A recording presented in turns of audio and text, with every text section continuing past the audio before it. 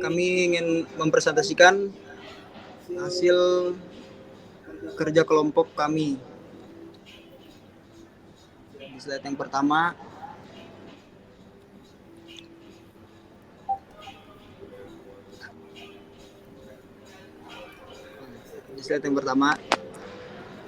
yang pertama itu ada isu yang diangkat atau kebutuhan pasar.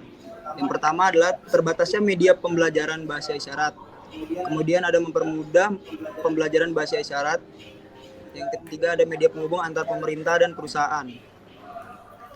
Disertakan juga dalam tampilan ini ada contoh kasus atau cerita yang diambil dan yang diteliti oleh Tirta Ayu pada tahun 2017 pada jurnal proyeksi Universitas Singaraja tentang adanya kesulitan komunikasi antar siswa difabel terhadap teman dan lingkungan sekitarnya yang diakibatkan oleh masyarakat yang memilih untuk diam atau menghindar karena kesulitan berinteraksi. Solusi yang sudah ada. Difodip menawarkan aplikasi Android yang ramah terhadap pengguna difabel. Yang kedua, kelengkapan kosakata yang tersedia dapat mempermudah komunikasi. Lalu selanjutnya ada mengapa solusi yang ada belum menyelesaikan masalah.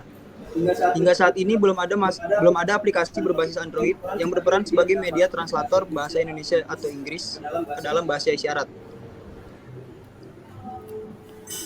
Selanjutnya dilanjutkan oleh teman saya.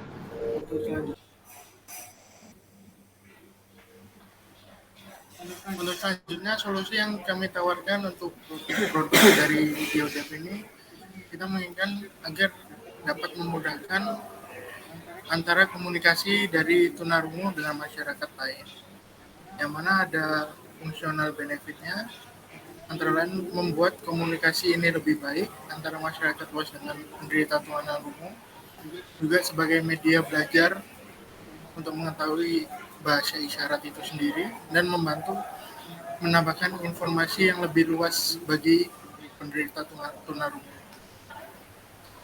Untuk emosional benefit, kita mengharapkan dengan adanya aplikasi ini dapat meningkatkan kepercayaan diri bagi penderita tunarungu dan pengurangan rasa stres dan frustasi.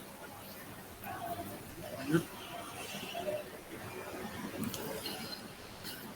Untuk input dari masalah ini sendiri yang menghadirkan adanya aplikasi Biodev ini dengan adanya keluhan dari penyandang tunarungu untuk melakukan komunikasi dengan masyarakat luas dan berbagai kosakata bahasa isyarat yang belum diketahui oleh masyarakat luas, sumber daya manusia yang bisa membuat program kamus Biodev ini sendiri, dan ada lagi kurangnya kesadaran dari masyarakat untuk mengetahui bahasa isyarat ini sendiri. Proses pengembangan untuk aplikasi Biodev ini, kita dapat melakukan penyuluhan ke masyarakat tentang bahasa isyarat, dapat mengenalkan juga aplikasi Biodev ini, kegunaannya dan plus minusnya. Kita juga melakukan pengembangan dari komunitas tunarungu sendiri dan melakukan kerjasama untuk menyediakan lowongan kerja bagi komunitas tunarungu. Output yang diharapkan dengan adanya aplikasi Biodev ini agar masyarakat lebih paham akan bahasa isyarat, masyarakat mengerti cara menggunakan aplikasi Biodev, dan meluasnya lapangan kerja untuk penyandang tunarungu. Untuk pengukuran dampak usaha sosial sendiri, kita mempunyai indikator dari tahun pertama hingga tahun keempat dengan jumlah pengguna Biodev yang kami harapkan dapat tambah atau meningkat setiap tahun, dan jumlah tunarungu yang dapat diterima di lowongan pekerjaan yang menyediakan lewat aplikasi Biodev ini sendiri. Lanjut.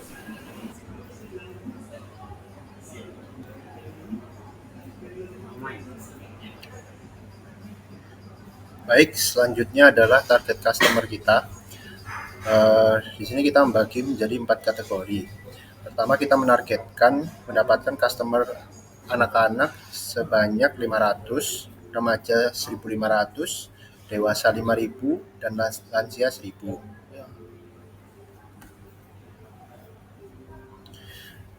Berikut adalah bisnis model Canva dari Devotive.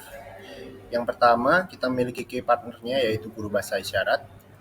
Key activity-nya yaitu menerjemahkan kata-kata ke bahasa isyarat, mengupdate kosakata baru, mengedukasi bahasa isyarat dengan game atau permainan. Key research-nya adalah developer aplikasi, dan value proposition-nya adalah kemudahan pengguna dalam mengakses aplikasi, kelengkapan kosakata yang tersedia, memudahkan untuk berinteraksi dengan masyarakat tunarungu. Customer relationship-nya yaitu community workshop, channel-nya ada sales, web, dan aplikasi. Customer segment-nya perusahaan dan instansi pemerintah, serta cost structure yang kita butuhkan adalah biaya pembuatan aplikasi, biaya maintenance aplikasi, dan biaya pelatihan. Dan key resource-nya pembelian aplikasi oleh perusahaan, pemberlakuan kontrak kerjasama dengan perusahaan dalam penyedia tenaga kerja disabilitas.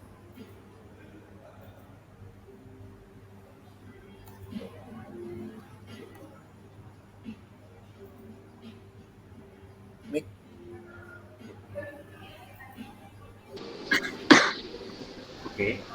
Oke, terima kasih.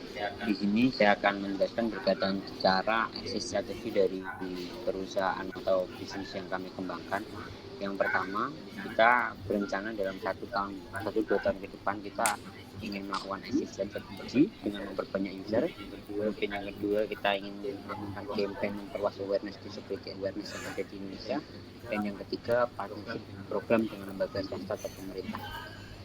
Next slide mungkin. Oke. Nah, seperti yang tadi sudah dikatakan oleh teman saya di awal, sumber pendapatan kami itu ada beberapa, ada 3 sektor utamanya. Yang pertama adalah kerjasama kemitraan antara pemerintah dan instansi swasta. Kemudian by aplikasi yang kemungkinan itu nominalnya kecil. Kemudian yang ketiga adalah pemberian kontrak kerjasama dari mitra-mitra yang telah bekerjasama dengan perusahaan kita sebagai penyedia tenaga kerja untuk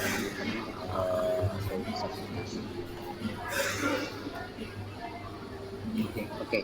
Nah, dalam program pemasaran dan akuisisi pelanggan, kita membaginya menjadi 3 jenis, yaitu acquisition, conversion, dan retention.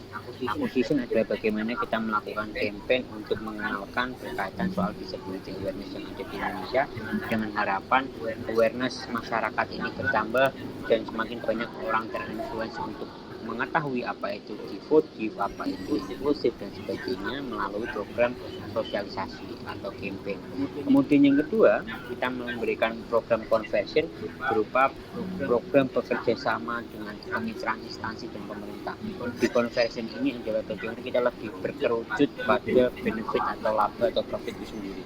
Nah, dan yang terakhir adalah retention, yang artinya retention adalah keterikatan. Jadi supaya kita bisa mengikat calon customer atau customer yang sudah melakukan order dengan tujuan melakukan repeat order dengan program subscription. Next. Oke. Dan yang di sini kita punya beberapa progres yang harapannya ini menjadi selama 1 tahun terakhir, 1 sampai 2 tahun ke depan. Seperti kita ingin di awal di launching produk khalayak ini, kemudian kita ingin meningkatkan awareness masyarakat berkaitan soal disability. Kemudian menargetkan poin ketiga, kita menargetkan 10 mitra dari government dan instansi pemerintah awal ya. Kemudian next ada developing produk berkaitan soal website dan aplikasi atau juga soal modul-modul kurikulum yang akan kita kerjakan. Selanjutnya itu kita berharap mempunyai 100 trainer disability dan workers sebagai pionir utama. Kemudian di bulan selanjutnya kita berharap punya 2 kali lipat, kita punya 200 employee disability. Kemudian ada kenaikan di angka 300 atau 3 kali lipat dalam 1 tahun pertama. Dan yang terakhir, mungkin salah tulis, yaitu targetnya memiliki 500 employee disabilitas di 1 tahun terakhir.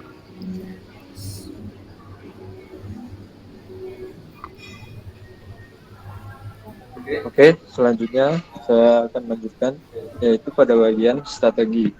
Strategi ada memiliki fase 6, 1 sampai 6. Fase pertama yaitu soft launching. Kemudian yang kedua yaitu membuka kantor pertama opening. Yang ketiga memiliki tim berjumlah 10 orang. Di fase kedua bulan ke-7 sampai bulan ke-12 yaitu grand launching. Kemudian yang kedua meluncurkan aplikasi. Fase ketiga bulan 13 sampai bulan 18. Yang pertama, strategi pertama melakukan partnership dengan government. Kemudian yang kedua melakukan partnership dengan instansi. Fase keempat bulan 19 sampai bulan 24 yaitu menambahkan jangkauan employee. Kemudian fase kelima tahun ketiga sampai tahun kelima memiliki target 2000 employee stability yang ada di Indonesia. Kemudian di fase ke-6 setelah tahun kelima yaitu menguasai market cap disability employee di Indonesia. Kemudian selanjutnya yaitu proyeksi keuangan.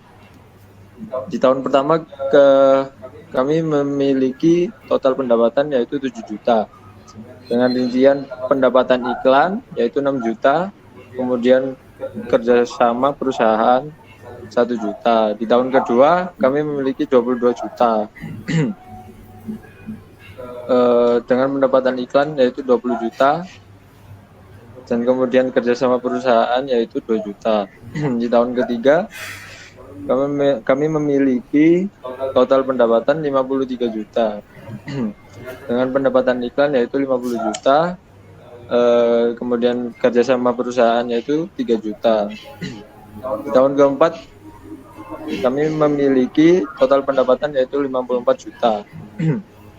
Dengan pendapatan iklan yaitu 50 juta, kemudian kerjasama perusahaan kami yaitu 4 juta, dan seterusnya. Kemudian tahun kelima kami memiliki total pendapatan yaitu 75 juta dengan pendapatan iklan yaitu 70 juta, kemudian kerjasama perusahaan yaitu 5 juta. Di tahun ke-1 yaitu kami memiliki total beban 60 juta dengan gaji upah 20 juta, sewa bangunan dan kantor 20 juta, kemudian perlengkapan 20 juta, kemudian administrasi 100.000 dan seterusnya. Oke, kemudian selanjutnya di tim inti dari kelompok kami yaitu ada Anjas Pramono sebagai Chief Executive Officer. Kemudian ada M. Payon Alam dengan job Chief Financial Officer. Kemudian M. Wahyu Wirape sebagai Sales Marketing. Kemudian ada Rinaldi Sambuaga yaitu programmer. Kemudian selanjutnya ada Mas Indra Jati sebagai programmer. Oke, sekian dari kelompok kami. Terima kasih. Terima kasih. Udah.